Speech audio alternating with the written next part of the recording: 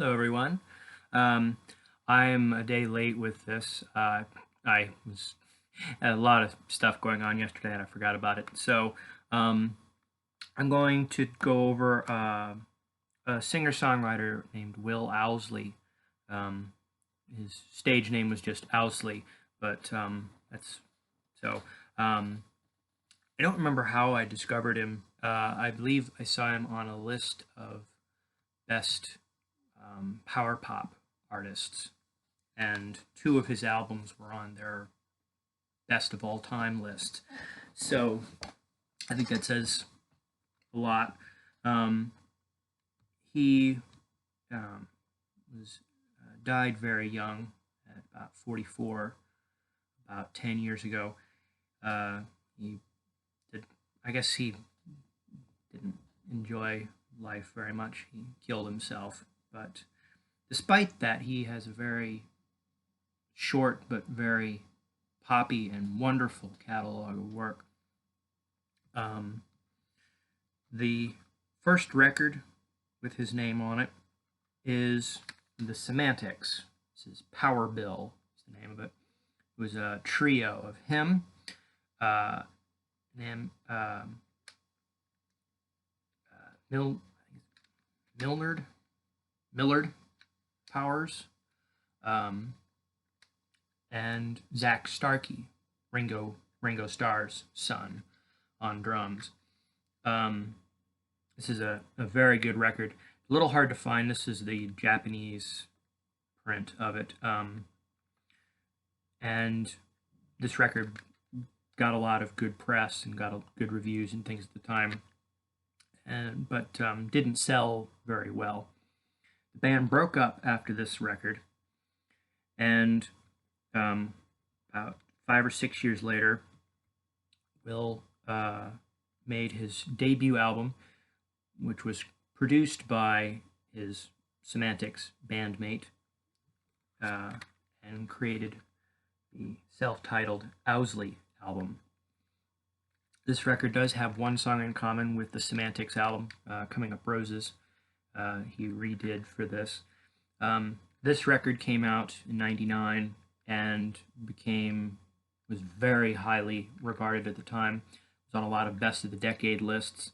It was even nominated for a Grammy for Best Engineered Album at the time.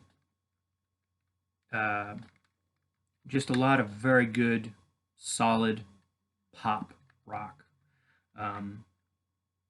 Oh No, the Radio is sort of a breakup song about kind of, not wanting to hear songs, love songs on the radio, because it reminds you of the relationship that you just had, that you no longer are in.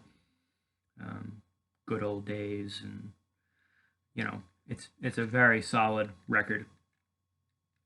Apparently, there was some sort of record dispute with his label, and he ended up leaving. So it was a bit of he changed labels and went to a different, and then it was 4 years before he came out with his next album, The Hard Way. This record, I think, is just as good, if not better, than the first album.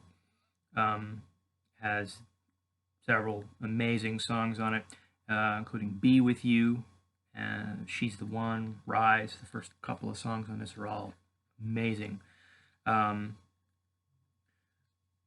This record, again, also, despite not getting great reviews, it didn't sell, and he ended up becoming more of a session musician, playing in various people's bands. I believe I saw Amy Grant's. He was in Amy Grant's touring band, a Christian artist, and became a session musician on several people's records that you'd recognize.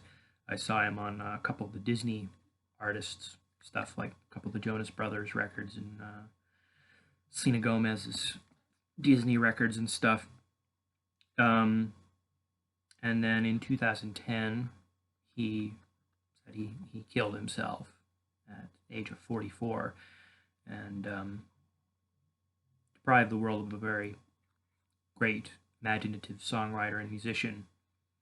The following year, Vince Gill, who was married to Amy Grant and was a friend of Will's, came out with a song. What was the name of it? Through Heaven. Something Through Heaven. I forget the name of the title. Which was nominated for a Grammy at the following year's Grammy ceremony, and was given in tribute to Will. I think the back cover of his second album is a good representation of his career. Him performing in front of an empty audience, which is very unfortunate considering how people have flocked to his work in the coming decade and a half, the past decade, and so 3 very, very good pop rock records. If anyone wants to look them up, this one is pretty easy to find. These 2 are pretty easy to find. This one's a little harder, but all very, very good stuff. And so, hope you all enjoy these, and I will see you all next week.